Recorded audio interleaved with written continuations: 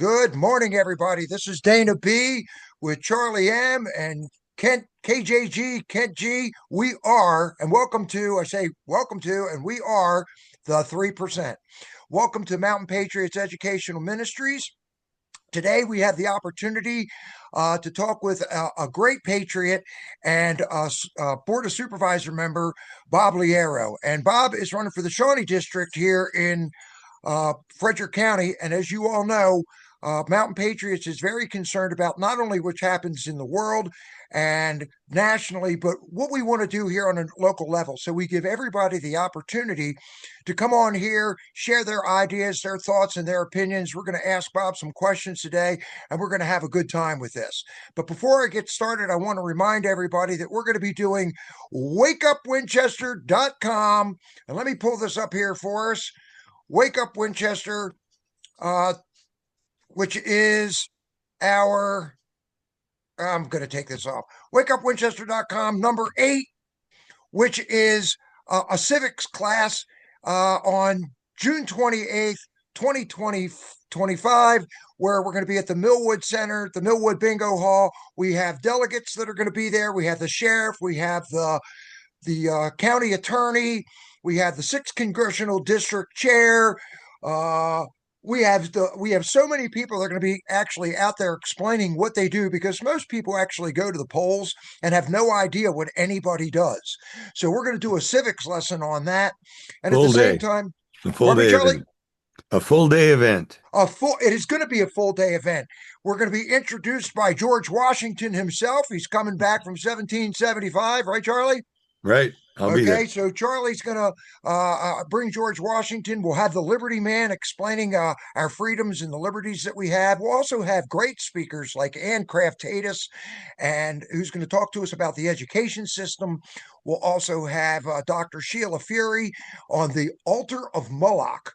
We'll have the Clouds are going to be there. Rodney Wine's going to talk about election integrity. So it's going to be a full day. Plus, we're going to provide pizza. So and I'll get into that a little bit further as we go along, but without anything further of me talking, I'm going to turn it over to Charlie to introduce our great guest today and friend, Bob Liero. It's all yours, Charlie. Thank you, Dana. Welcome, Bob. We're glad to see you. And thank you. Thanks for having me. We appreciate you sharing your time with us. Awesome. Rather than me introducing you, what I always like to do is have you tell us a little bit about yourself, where you came from, why you're here, who is Bob Liero, and all of this relative to before you got into politics and in your, quote, civilian military life. So if you would share that with us, we'd appreciate it. Absolutely. All right, awesome. Well, thank you for having me again. My name is Bob Liero. I'm the Shawnee Supervisor. I've been in the office since January of 2024, so coming up on about a year and a half. Grew up in Eastern Pennsylvania, brought a book to show here. Was raised by the greatest generation. This is Tom Brokaw's book, The Greatest Generation. I graduated high school in 1977, but my dad graduated from high school in 1941. My dad had the impeccably bad timing. This is my dad's yearbook, by the way. It's hard to see on the bottom there, but it says Memoirs 1941. My dad had the impeccably bad timing of graduating from high school in June of 1941. And so most high school kids, seniors, trying to decide what they're going to do with their near future after they graduate from high school. He didn't really have to worry about that. He had that decided for him a couple months later during Pearl Harbor when all the healthy young men at that time were pretty much going to go into the military. So I came from a large family in Pennsylvania. Several of my uncles on both sides of the family were World War II veterans. My dad was a Navy radioman in World War II. So I was it was nice to read the book, The Greatest Generation by Tom Brokaw, and have that generation praised by Brokaw. But I didn't really need that book because I was raised by that generation. Thanks for your service. So it was all about work ethic, treating people right, self-reliance, showing up to work every day. And so it occurred to me a couple of days ago when I was thinking about what I was going to say. It occurred to me that I never remember my dad or my mom missing any work. They they just didn't call in sick. They went to Right. work every day, and that's kind of the upbringing that I had, the work ethic, and so that's a little bit about me. I After high school in '77, I joined the military, went on active duty for 4 years till 1981. Didn't have enough of the military though, so got out, went to college, became a 22-year-old freshman, and went into Army ROTC, got my commission in the mid 80s, Mhm. and then stayed in the reserves for the whole rest of my career there in the military. Nice. In Awesome. Thank you for 86 your service. Yeah, I was going to say Appreciate that. Thank you so much for your service. And Appreciate Kent, it. you as well, my friend. Yeah, awesome. Yeah, in '86, I moved down here to Winchester, Virginia, thinking that I would be here for a year or two and then move back to Pennsylvania. Sounds familiar. That was Kent, too. 1986. I ended up having a pretty good opportunity here. I got 2 jobs for the price of one when I moved here. I got my first full-time teaching job here in Winchester, and I was an infantry officer. It just so happened they had an infantry battalion headquarters right here in the old armory in Winchester. So I not only got a teaching job, I got the reconnaissance platoon leader position as a second lieutenant in the guard. And like I said, I thought I was going to be here a year or two, and that was 1986. So I don't guess I'm going to move back to Pennsylvania anymore. Although my youngest son, who's 20 now, is transferring to Penn State Hazleton, and he's going to be a junior basketball player this year. Excellent. So I'll be up in Pennsylvania quite a bit, and that'll give my brothers and sister an opportunity to see him play. Nice. He's been playing down in Lynchburg for Randolph College the last couple of years. But Awesome. so I have 2 boys, Trent and Ryan. They both graduated from Millbrook. My oldest boy graduated in 2020 during COVID. He's a full-time production employee for Trex. And my youngest son, Ryan, graduated from Millbrook in 2023. Like I said, he's starting his junior year at Penn State Hazleton. Awesome. Nice. I forgot to mention my wife. My wife is we're coming up on our 30th year anniversary this year. In August will be 30 years. I think it'll stick. We're planning Me a trip too. to Europe for the fall, so that'll be awesome. And she's a 20+ year teacher at Frederick County Schools. She teaches 8th grade science at Admiral Byrd Middle School. So God you had bless a full her. career at Frederick County Schools also, right? Yeah, I spent 37 years in education total. 31 of those were in Frederick County, 13 as a teacher, and 24 as an administrator. So Do you know the school system pretty well? I know the system pretty well, yeah. Excellent. Excellent. Although So it your son's changes going to be a over Nittany pretty- Lion, huh? Yeah, he's going to be a Nittany Lion. Yeah, yeah. A lot of my friends. So we're looking forward to that. So what led you to get into politics? Well, when I was teaching school, I was teaching government and history and civics. And Mhm. so I've always been interested in this topic.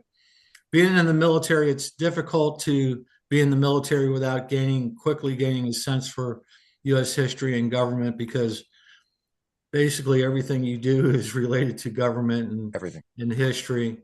And every unit you join, you learn the unit history of that unit, and the bigger picture and so on. I've told people that I've been around here in Frederick County so long.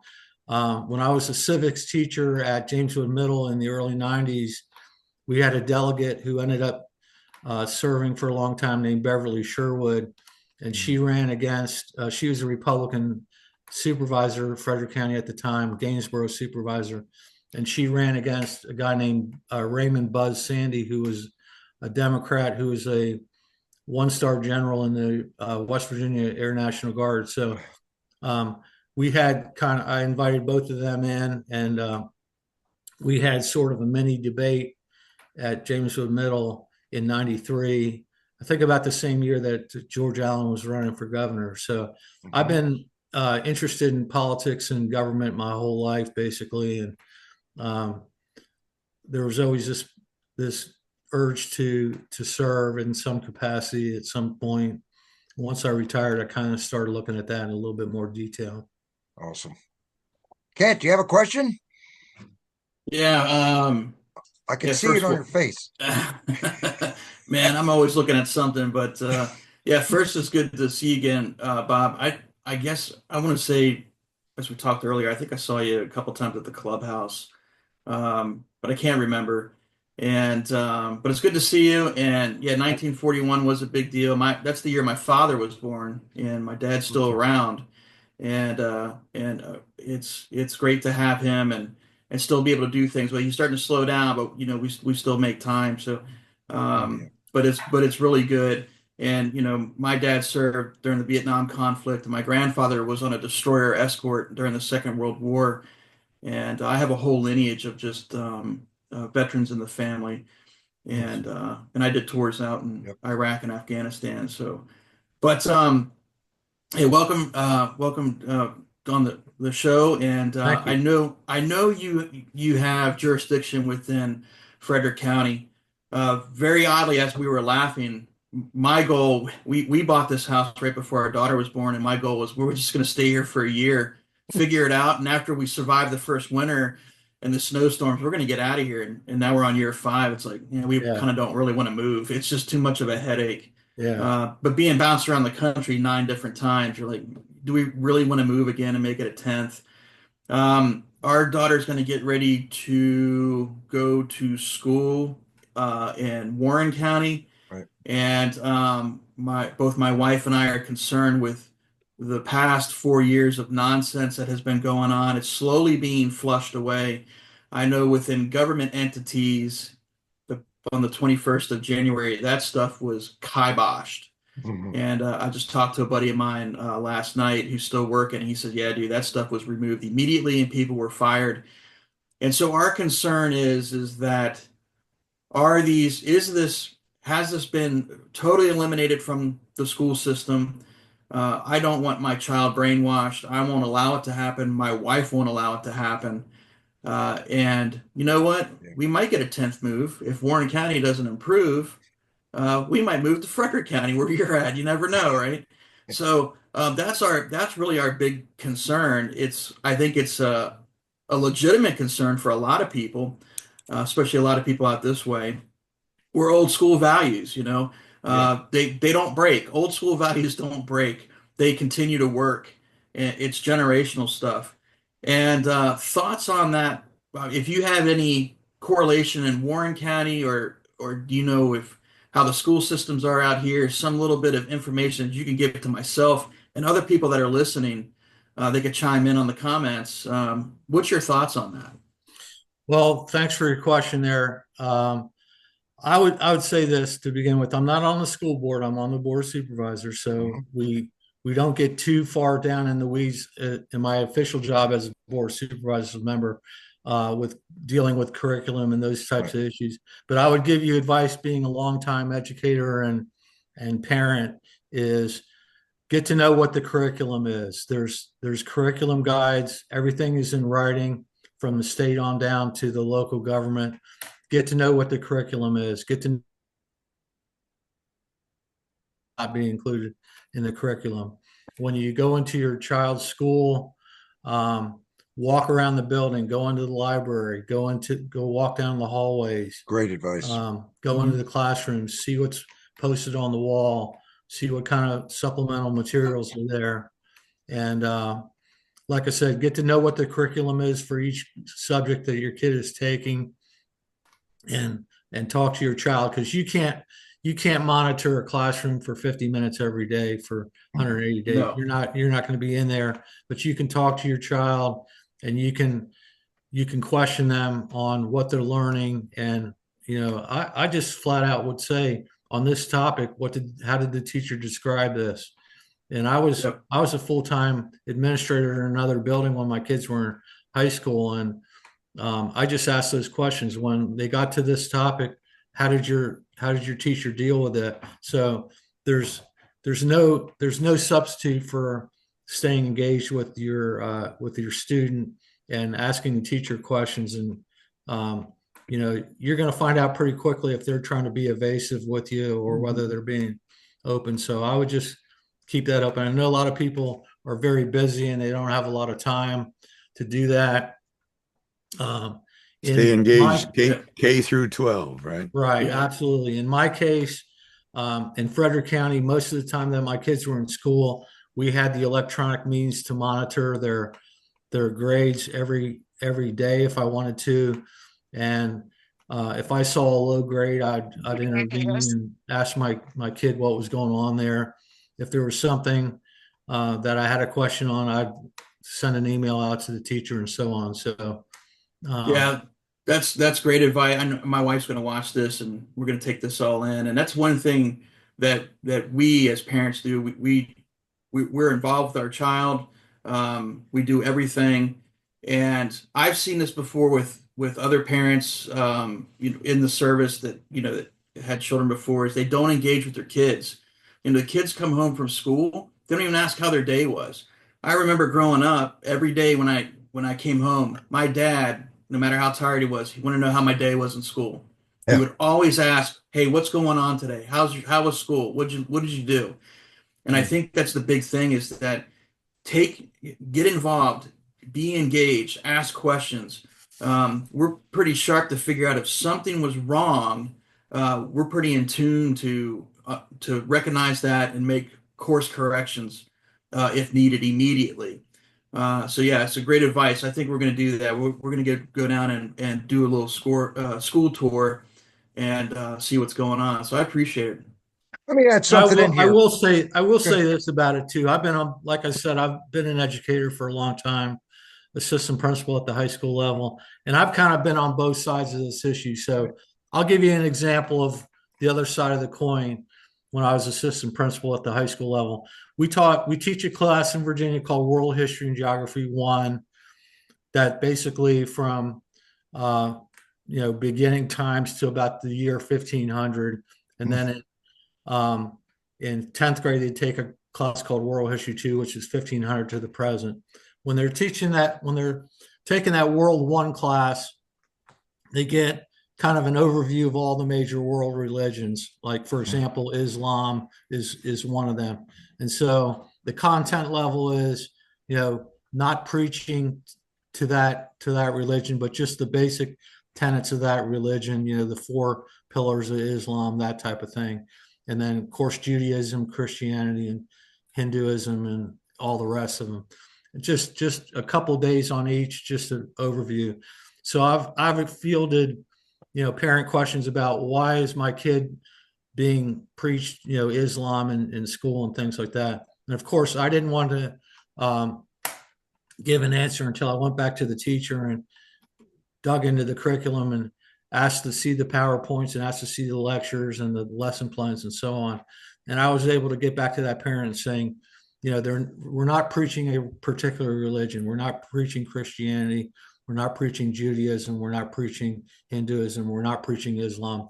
We're just giving the basic tenets of each religion so that students can compare and have background on that. So I've been on both sides of that, but that was a good question by that parent. I appreciated the question, and I was able to assure that parent that we were not, proselytizing a certain religion. It's different. Exactly. You're explaining the history. You're not converting people to go to that direction. That's the big difference. You're not doing it as converting people. Right. I got to share this with you. My mother had a master's in education, was an RN, and she taught uh, at a school that I went to. Both my parents were really involved in it, PTA and everything else. My mother taught 8th, 9th, 10th, 11th, and 12th grades, and we had we had the Hare Krishnas come in. And you talk because we had to learn everything, and these people dancing around and banging. I'll never forget it. I'm in like 3rd grade watching these bald-headed kids dance around, and my mother saying, "Now we're going to church on Sunday. I just want to remind you that this is what's going on." So back in those days, back in the 60s, if you went to the airport, if you remember the movie Airplane, but I have to share this with you. We have a speaker that's coming by the name of Ann Craftatus. She's part of Parent Team 6. She was down at Reynolds Community College yesterday. And this is crazy when it comes to the education. Then we'll switch topics. The education system, she's explaining in 4 minutes what's going on. And you know, her daughter is 11 years old, came home crying a couple weeks back because they handed her different pictures of different drugs, Bob. It was hydrocodone, oxycodone, fentanyl, and then this is how you make a pipe out of aluminum foil and all of this stuff, and then take pictures of everything that's in your cabinet, in your parents' cabinet, and then go online. And her daughter is flipping. So you know, and we're talking about mental health in schools and so forth. We're literally, in a lot of the places that we're at, we're teaching kids not only the DEI stuff, but we're screwing with their mental health simply because of teaching them how to do drugs at And their 11 medical years health. old. That's insane. So that's coming up in the next couple weeks over at the Wake Up Winchester. People do not want to. That you don't want to miss Dr. Sheila Fury, who's a child psychiatrist, and Ann Tatus. Charlie, do you have another question for? Yes. Switching gears here a little bit. You have been you were first appointed to the Board of Supervisors, and then you won the interim election, but you've only been there a short time. But you've got the inside view. So what are your thoughts on what the current board is doing and planning to do? Whether you support them or not, just your idea on where it's going and how you can make a difference. And what we need to do to help the board. Sure. Yeah, good question. Yeah, we're all kind of, I think, struggling with the fact that we're the worst kept secret in Virginia is that we're one of the fastest growing counties in Virginia. Last year we had we get a monthly report of how many houses are completed each month. So last year we had 1,100 houses in the year 2024, new houses completed. We're on pace for a little bit fewer than that this year, about 800 or 900 houses, but that'll be close to 2,000 in the last 2 years. Right. And there doesn't seem to be an end in sight. It's going to be about 1,000 per year. Since I've been on the board, and my understanding is this is true for all the rest of the board members as well. And we've had people, Blaine Dunn and Judy McCann Slaughter, who are finishing up about 10 years on the board this year. None of the board members current have voted for additional residential development in that 10-year time frame. And despite that, we have about 1,000 houses being built per year. So there's good and bad to everything, right? You know, when you have a housing start, that's good. That can be some good news. You got developers that are working, you got construction people that are working, you got carpenters that are working, you got plumbers working, you got electricians working, and so on and so forth. When you build the house, you've got to, you know, you got to paint the house, you got to put carpeting in, you got to put appliances in, you got to put furniture in. Those are all good things for the economy. That boosts our sales tax at Lowe's and here in Frederick County and Home Depot and so on and so forth. So there's a lot of good things to a housing start, which are positive and provide jobs for people, provide us revenues and those types of things. But you have the flip side of that coin where, you know, every time you have more people in the county, we have to have more infrastructure. We have to have additional schools. We have to have additional roads. We need more sheriff's deputies. We need more vehicles out on the road. We need more fire and rescue. We need more, you know, fire trucks. We need more fire stations. We need it all. We need a bigger landfill. We need a bigger planning department. We need everything that's bigger. So it's a double-edged sword. And that's kind of the struggle that we're having, trying to find a balance between having smart growth come in and not being overwhelmed by the infrastructure. So quite honestly, in the last year and a half since I've been on the board, I have not voted for any new residential because I think we have enough on the docket coming in, and we're just barely keeping up with the infrastructure needs as it is. Last fall, we voted for the fourth high school, for example. We approved that. That'll be open in probably about the fall of 2029 or so. Right. We have 16 trailers at Sherendo High School full of students. So that was a needed project that we had to do. We have a lot of traffic issues in the eastern part of Right. Frederick County. We've never been able to build that 37 East Loop. Now we're looking at Right. building that in pieces to relieve the overcrowding. But if you've ever come in to Frederick County in the afternoon, at about 5 o'clock in the afternoon on Route 7 going westbound, you know that's a huge traffic jam. And so we're looking You're at coming in real slow. exactly. Yeah, real slow. We're looking at prioritizing, those traffic pieces to connect like 7 to 11 north, because you've got exit 315 on Route 81 and exit 317 about anywhere from 5 to 7 o'clock is just a mixing bowl parking lot at that Yeah. time. So that's kind of what we're all struggling with. And there are a lot of ideas and a lot of opinions on what's the best way to go about that. But I think it kind of boils down to that we are not a static county here in Frederick County. We're not sitting somewhere out in rural county that we have, 40,000 people, and we've always had 40,000 people, and we're always going to have 40,000 people. When I moved here in Frederick County, we had about 50,000. Right. Now we're just under 100,000. And in the next couple of years, we're going to be well over 100,000. So, like I said, it's not a static environment, and it's a constantly changing environment. People want to move here. It's a good quality of life. That's a good thing. We have low taxes. We have low crime. We have job opportunities. So we have a lot of really good things here in Frederick County. The problem is when you have a lot of good things, people want to come into Yeah. the county. They want to move in, and the housing demand is very, very high right now. The builders want to build because they can sell their product very quickly.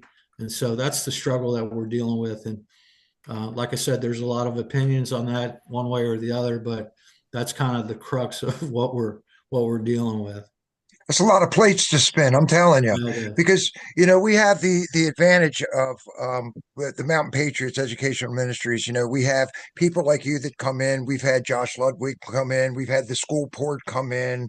John Jewell's been there. Charlie's part of the planning commission. We have people that sit in the board of supervisors meetings.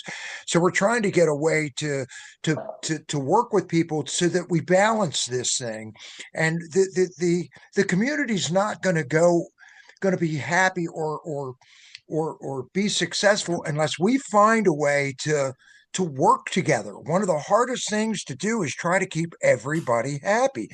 And that's part of the reason that we're doing these Wake Up Winchesters and things like that, to try to bring the community together, because we are growing as fast as we are. I've been coming up here since we used to tent where I am here now. There was a tent here. It went up on Memorial Day. We came up every weekend. It went down on Labor Day. And that started in 1970. We built a cabin in 77. I moved here full time in 2006. And I've watched everything go whoosh. When I was a kid, there was no Walmart. Where the United Bank was the Tortuga Restaurant Diner. You had at Stephen City, you had, or down on Route 11, you had the drive-in movie theater. There was nothing here. At 18 years old, you couldn't find a place to get a beer. There was no place in Winchester to go. So we do want people, part of the reason that we're doing these podcasts and we want people to see who the candidates are, but also get a flavor for exactly what's going on in the community so that we can bring people together, which I think is extremely important. Dana, we want to probably do a commercial time-wise. Absolutely. I was just going to go that. Let me see if I can do this, folks. Okay. All right. Tell me you can see that. Yes.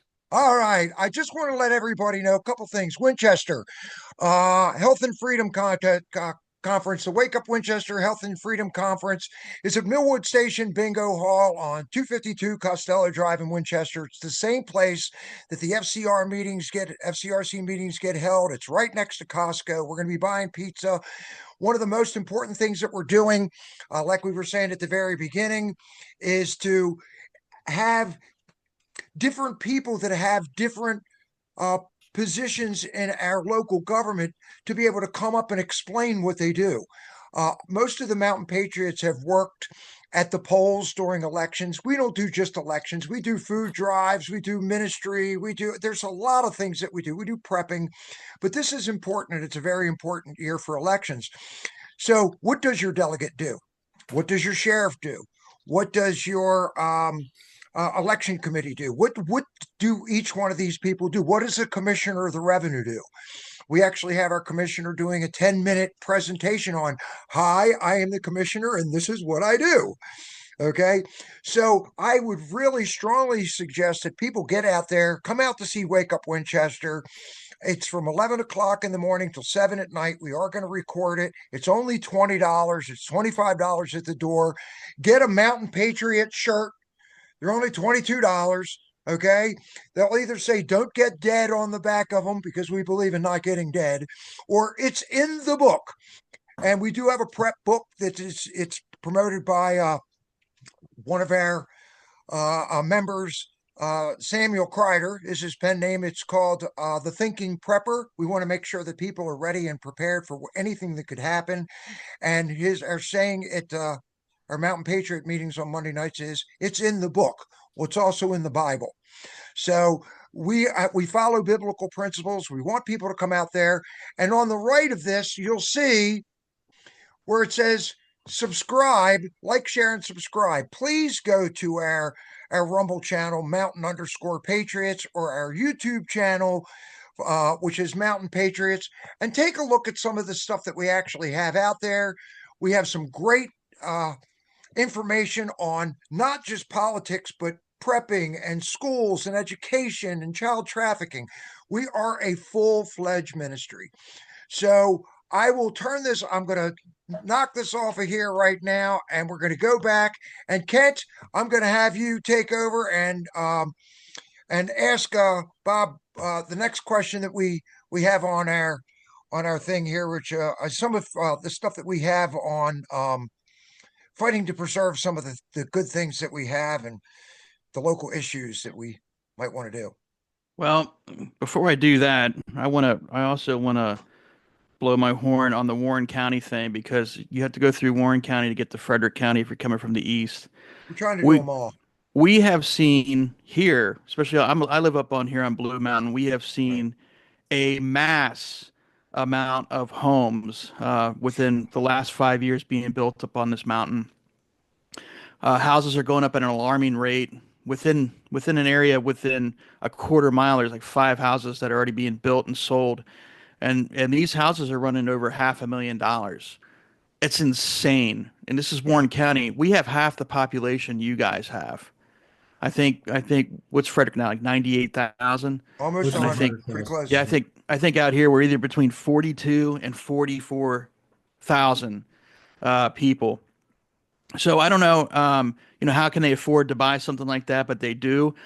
When I bought the house here, it was under Trump the first time, and the housing prices were really good.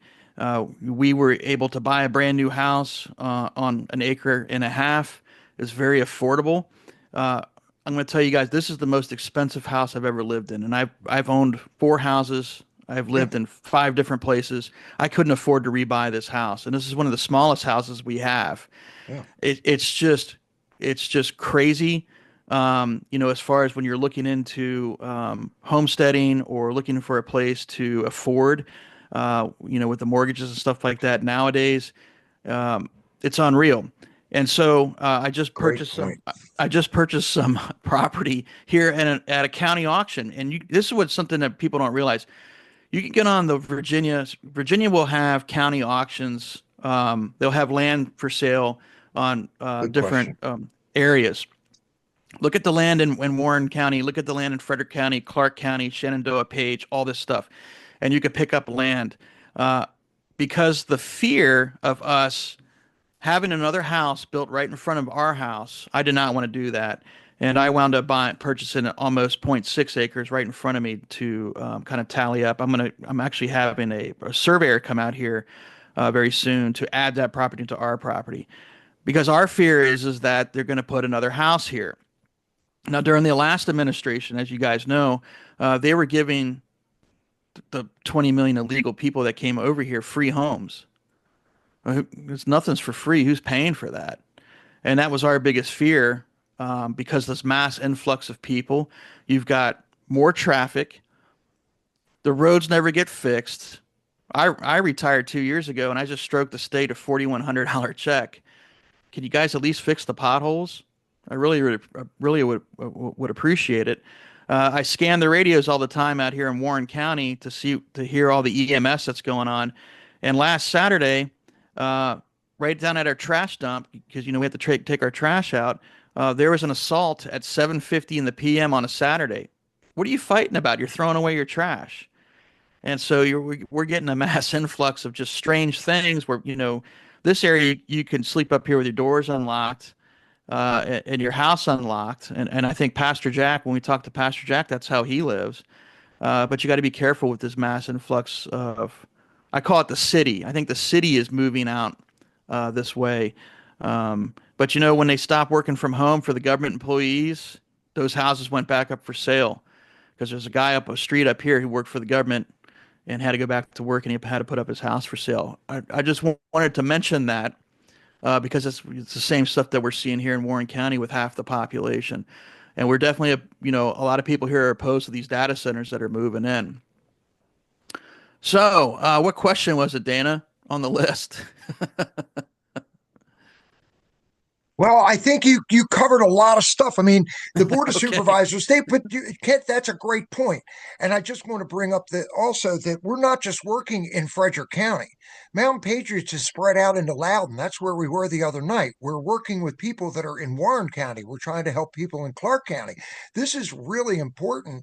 This is a national effort. We've watched 20-something million people come into our country. We want to take our country back. Okay. And we're trying to bring everybody together the best that we can. And I think that we'll end up with 70-80% of the people that'll be on our side.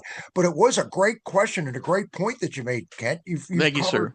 what's going on as far as the crime and the cost of everything and the schools. These are all of the things that people really need to be aware of, which is part of the reason that we're doing these podcasts, right, Charlie? Let me put a point on, make it a specific question. Yeah. I think we all agree that we need to limit residential to whatever extent we can. And there's a whole lot that's pre-approved. But Which the we other didn't part of do. that equation is how do we attract new business? How do we attract new companies to come here? So, Without the big data centers that yeah, are Bob, here. can you give us any perspective on what the board might be doing or thinking about attracting more businesses to keep people employed? We already have reasons that are attracting people. So now we need to take care of the other side of that equation. You got any thoughts on that? Sure, absolutely. Well, thanks for the question. I'll go back to my upbringing in Pennsylvania. The town I grew up in We Pennsylvania worked. was about 2,000 people in 1970. It's just a couple hundred more than that now in 2025. You kind of knew all along growing up in that town that you probably weren't going to live there for your whole life. Once you got out of high school or college, you were going to have to move to get a good job opportunity and that type of Yep, thing. that was me. And I have two young boys, like I said, 20 and 23 years old. One of them works here for Trex. One of them is a college student, as I mentioned. What would be nice for our families here in Frederick County is if their children are going to move away after high school or college, that's their choice to do. But it would kind of be nice, like they can stay if they want to. There'd be Right. enough jobs, Right. enough high-paying jobs to stay here if they'd want to, and keep those grandbabies close to grandparents. I love it. That's what you want when you're my age and you're being a grandparent. So attracting businesses. It's a competitive marketplace to attract companies. I'll just name a couple things that we've done in the last couple of months since I've been here in Frederick County. Of course, every county has an EDA, an Economic Development Authority. We have an executive director who's Patrick Barker, who's doing a good job for us. We have an EDA board.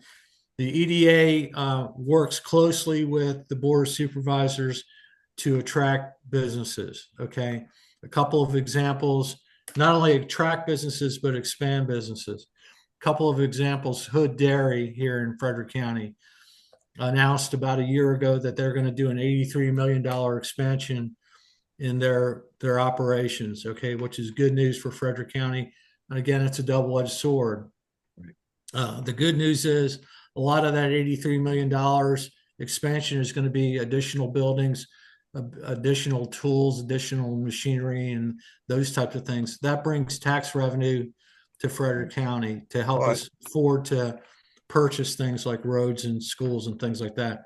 If we have revenues from the machinery and tools taxes, that's less taxes we have to ask for real estate tax for the residents that are living here. I'll just tell you, the Clausen Chocolate Factory that's coming into Winchester or Willy Wonka. Yeah, that's going to be a $300 million facility. It's going to employ, hopefully when they're up and running, it's going to employ 70 or 80 people at $75,000 and up. That's the type of thing that we're trying to attract here to Frederick County. I can tell you that during those negotiations, a company's going to play one state against the other and one county against the other to see where they can get the best deal. So sometimes you have to kind of put some incentives in there on the short term to draw a company in. Of course, the company wants to know they're going to have good road infrastructure. They have housing available for their employees. They have good schools for their employees and things like that. We have plenty of houses, don't we, Bob? Yeah, exactly. So we were able to compete and get that company in. And again, that's going to, for the kids that I know that are 20, 21, 22 years old, they're going to be able to come back if they want to and stay here in Winchester and get a decent paying job. That's a great answer. Yeah, it is a double-edged sword. I worked for about 6 months for Trex as a project manager to fill in when they lost their project manager on one of their big projects. And it's a good company. And however they can expand, we can encourage them to expand, the better. Yeah, I'll just tell you that there's money to be made by young people in these companies. My oldest son, who's 23 years old, we just helped him with his taxes a couple of months ago. He's making about $5,000 more a year as a high school graduate, working for Trex, being 23 years old, than my wife, who has worked for over 20 years in the school system and has a bachelor's and master's degree. So if you have a work ethic, if you're willing to work and you're willing to show up every day and put yourself to work and learn what you have to do, you can make some money out there in these companies with a high school diploma. Yeah, and is there any thought on increasing trade schools around here? We need trained people, talented people that don't necessarily go to college. We definitely need the trades schools. We have in Frederick County, we have Dow J. Howard, and I'll talk a little bit about that. So I work there. Winchester City has recently put a lot of money into their career and tech ed center. We have several programs in Frederick County. I'll just give you a little bit of history of the career and tech ed training in Frederick County. Back in the 90s, we had a robust, up until the 90s, from about the 60s to the 90s, we had a robust career and tech ed training center in Frederick County that was shared by 3 entities: Clark County, Winchester City, and Frederick County. We had a number of programs there. starting in the 90s, for some reason, it was kind of determined the prevailing attitude was, well, everybody needs to go to college when they get out of high school. And a lot was put into that. And we de-emphasized career and tech ed. And it was basically everybody needs to go to college. Now we've kind of come full circle to the point where you can make a lot of money and have a good career and a good life with being a high school graduate if you can go in and get a career in tech ed training. So we have a number of programs over at Dow J. Howard now. Our biggest one is the Certified Nursing Assistant Program, which has 3 teachers and puts a lot of entry level employees into our healthcare industry here in Frederick County. Of course, we have a regional healthcare. Winchester Medical Center is not only a local healthcare center, but it's a regional center. We have diesel mechanic training program. We have auto body. We have carpentry, plumbing, electricity there at Dow J. Howard. We need to expand, Excellent. and we need to get kids. We need to get the word out to kids that they can make a good wage, coming out of a career and tech ed program. And not every kid has to go to college if they don't want to. Can you imagine being 19, 20 years old, getting an apprentice job at $70,000 to $90,000 a year and not have any college debt? Exactly. Right. I'm telling you, I worked with people who had 2 degrees, 200 grand in debt, and you're working for the government. Right. Like, you're not a doctor, you're not an attorney, you're not an accountant. So what are you doing? And then You just need to be a senator and you make millions. well, you could do that too, but the thing is, guys, they're never going to pay that off. And then to amplify that, an $800,000 house in Northern Virginia, Right. 2 new cars that you can't afford. And it's just outrageous. I mean, imagine being 19, 20, 21, being an electrician, probably making good money, 70 to 90,000. And I would bank 15% of my paycheck would go into an index S&P fund. And you can always go back to school. I mean, But they haven't been taught that, Kent. no, because they don't want to. And like, you can make good money as an apprentice, and then guess what? Put yourself through business school. You can get a degree in business, and by the time you're 30, you can run in 2 or 3 companies. Mm-hmm. I mean, you'll know this. And I mean, can you imagine? Like, there's a lot of smart people who've retired before the age of 40. They know how to manage their money. They know their business. They know how to work with people. I mean, that's a fantastic way to be successful. I did it at age 24, Kent. I mean, I got out of school. I did not want to go to college, did not want the Nope. debt, was tired of it, got into sales and marketing, and did extremely well up until 5 years ago when I retired. Well, Yeah. actually, when a company decides that you make too much and they don't want you anymore, but there's going to be what I see coming in, and we talk about this a lot with this administration, is we're going back to the work ethic. We're going back to high-paying jobs. We're watching what's happening with Doge. We're cleaning a lot of the stuff out. I think we're into a golden age, and if we have the right people and we actually grow our county and our state responsibly, I see some really good things happening, but we just have to have the right people in the right places with their heart in it. It's not just their pocketbook, it's their heart in it. And that's what Mountain Patriots Educational Ministry is about, is putting our heart back into the entire state. I see a lot of young people getting into farming, which to me is awesome. Thank you. I kind of want to get into that now, and I'm in my early 50s. And I see more people getting into homesteading. I see people raising bees. Small We have chickens farming. now. Thank you. I got chickens, right? If you guys want eggs, let me know. That's a big deal. But I see a lot more younger people getting into that more holistic style of living. I think it's fantastic. It's almost great to just go Amish, but I like electricity too much. But Good, I digress. Yeah, right. To not digress and put a little direction on what I'd like to know is what are the ethics that you espouse and live by? You love it. Sure, I guess that's to me, right? Yeah, well, yes, Okay. that's to you. I've been hearing a Well, lot of the ethics today so far. I like it. I kind of the way I kind of roll is I try to collaborate with everybody. Hmm. We do too. I'm a listener. I try to listen.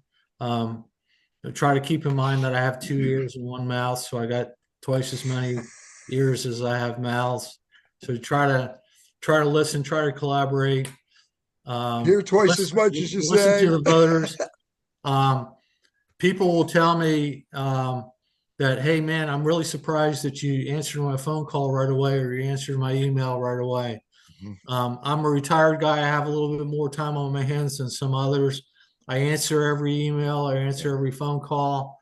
I try to collaborate, I try to reach out, not only to the voters and citizens, but we have some exceptionally smart staff members uh, that work down in the county office. And I try to listen to them, Mhm. listen to other board members. Um, we have some rules against about what we can and cannot do. In other words, three supervisors together, even on an email or a phone call, creates a quorum, and we can't do that without having a advertised meeting. But we can talk one on one all day long in between the months. And I talk to my fellow board members a lot. I talk to staff members a lot. Like I said, I talk to voters and citizens a lot. And we're not always going to agree on everything. A lot of times we'll disagree, but my thing is let's try to come up to a compromise where we can move forward and make the best decisions possible for Frederick County. A couple people that I talk to a lot. I'll just throw a couple names out there. Blaine Dunn. Mhm. Whenever you talk to Blaine Dunn, it's not going to be a short conversation. Nope. Usually, it's going to be about a No. 45-minute conversation. A lot of it's going to be disagreement, but what we try to Find a do towards the balance. end is come up to a balance and Right. come up to a best solution. Same with all the other board members. Um, so that's what I try to do. I had a meeting the other day with a couple of education advocates from Frederick Strong, and we didn't agree on a lot of issues. They were trying to convince me that that school choice was not a good idea, and I just had to respectfully disagree with them on that. And my point was, until you have vouchers in the state of Virginia, people sending their kids to private schools or homeschooling are double paying. Yeah. They're paying their taxes for the school system and they're paying tuition to send their kid to a private school, or they're bearing the cost of the homeschooling, things like that. So I will listen to everybody and collaborate with everybody, but sometimes there's just going to be disagreements and we're going to have to try to make the best decisions we can for Frederick County. Awesome. Let me jump in here real quick, and just say, this has been a great conversation. I'm going to tell you that now. I have really enjoyed this, and I'm sure I can speak for Charlie and Kent on this one too. This has been very, very good. How can people donate, and how can people help your campaign, Bob? What can people do if they want to follow you and help you out and so forth? What can the citizens of Frederick County or Shawnee District do to be able to help Bob Liero? Well, thanks for the question. Yeah, I have a Facebook page, Bob Liero for Shawnee Supervisor. You can go up there, check Bob out Liero for Shawnee Shawnee Supervisor. Supervisor. Yeah, just go up there and check out that Facebook page. Um, I don't have the high tech donation, PayPal and all that kind of stuff. But if you want to donate to my campaign, I'd be glad to take your donation. You can write me a check to Friends of Bob Liero, and it would just have to be. I'll come to your location and pick that up if you'd like, or if you want to mail it to me, that would be my home address is 115 Longcroft Road, 115 Longcroft Road, Winchester, Virginia, 22602. And what was the site again? Uh, Because we want to I want to make sure that this all goes into the description box for yeah. us at the same time. Are you talking about the Facebook site? You said your Facebook Yeah, site. right. Bob What is Liero at Shawnee, Bob Liero for Shawnee Supervisor. the The spelled out number four or FOR? the word four? Say that again. Is Bob Liero 4, is that a number or a word? No, word. Word. Bob there for Shawnee Supervisor. Correct. Fantastic. And that's on Facebook. That's on Facebook, right? Excellent, excellent. Charlie, do you have any other questions for our friend Bob here? No, I thank you very much. It's I been have very to say it, informational seriously. and enjoyable. Good luck. Yeah, Well, it's been a thank you good, for having great me. conversation. Thank you Kent, all how for about having you? me. No, just last thing is, Bob, I could talk to you at length on all the issues and stuff that's going on here in the county. We'll have to say that for another time, maybe in person. But yeah, it was good seeing you, and hats off to you. And we're going to honor those who fallen for us this weekend on Memorial Day. So You want a uh, podcast on that? yeah, I think we are. I think we're going to do a touching podcast on that as well. So yeah, it was good talking with you, Bob, and wish you the best. All right. Thank you very much, Ken. Yep. Appreciate it. This has been really enjoyable. Charlie, I'm not going to do another commercial. What I am going to tell people, though, is make sure, again, to get out to wakeupwinchester.com. This is the kind of stuff that we talk about. And what you heard Bob talk about today is what a board of supervisor actually does. What are the impacts in our county? What's going on with the school system? These are the kind of things that, and I hate to say it this way, but since Trump really got elected, people just turned off. They went back to doing what they were doing and not paying attention to what got us into trouble to begin with. So please get yourself plugged into what's going on in your local community. Back in 2022, in May of, it's been 3 years. In May of 22, I went to a Reawaken tour in Myrtle Beach with my friend Jamie and my wife Barbara. My hat and everything goes off to Barbara, who does all of this work for us to get these podcasts going. She's fantastic. But we went to Myrtle Beach to a Reawaken tour. We met everybody from Cash Patel to Greg Locke to General Flynn and Eric Trump. And I mean, the list went on for 2 days. All of the doctors, because it was in the middle of COVID. And General Flynn said, you know what? You spent 2 days here. Don't go home and sit on your couch. Go out there and do something that's going to help your country and especially your community. You've got to do things locally. And I took that to heart. So we started with a small group of a neighborhood watch, called ourselves Mountain Patriots. And here we are. It's been 3 years today. Our first meeting every Monday for 3 years was today. So happy anniversary, Mountain Patriots. It's been exactly 3 years. I want to thank everybody for being on here today. Bob, again, thank you for being here. Come out to Wake Up Winchester. And as always, as Mountain Patriots Educational Ministries, we are the 3%. And we believe in God and country. And I'm going to turn it over to Charlie for our Mountain Patriots prayer. Thank you, Dana. Let us pray.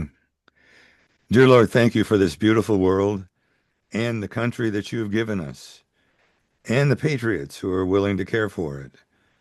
Thank you for inspiring our founders to create this beautiful republic. Please help us keep it as the aspiring place to live. Please give us the wisdom to do the right things, the common sense to judge wisely, and the energy to never give up, and your unending grace in which we take comfort. In your name we pray. Amen. Amen. Amen. Guys, that is a wrap. Thank you for listening to us today with our good friend and Board of Supervisor candidate and Board of Supervisor Bob Liero. And until the next time, we are the 3%. Have a very blessed day. God bless.